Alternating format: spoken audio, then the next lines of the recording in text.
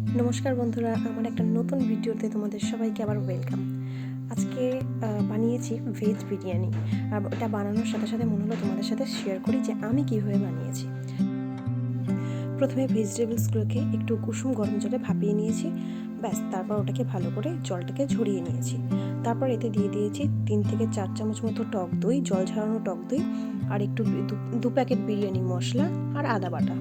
তোমরা জানো যে আমি আগের ভ্লগেই বলেছি আমার মা বাবা দুজনেই ভেজ খায়, নন ভেজ খায় না। তো এই রেসিপিটা ট্রাই করলাম, তো করার সাথে সাথে মনে হলো তোমাদের সাথেও শেয়ার করি। তো এগুলো দেখতেই পাচ্ছ, ভালো করে মাখিয়ে নিয়েছি, নিয়ে রেখে দিয়েছি। সাদা তেলের মধ্যে কাজু আর কিশমিশগুলোকে ভালো করে ভেজে নিয়েছি।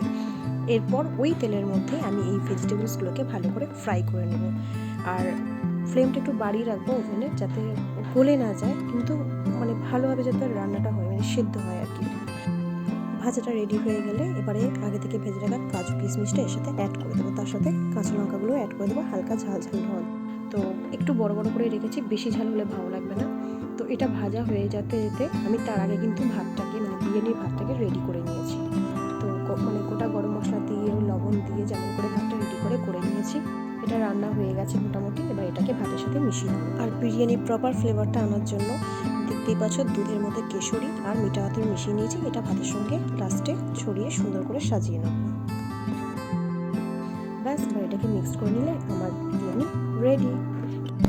তোমরাও বাড়িতে ট্রাই করো, আর কেমন লাগলো অবশ্যই কমেন্ট করে জানিও। আজকের মতো এখানেই আসি, টাটা। দেখা হবে পরের একটা ভিডিওতে।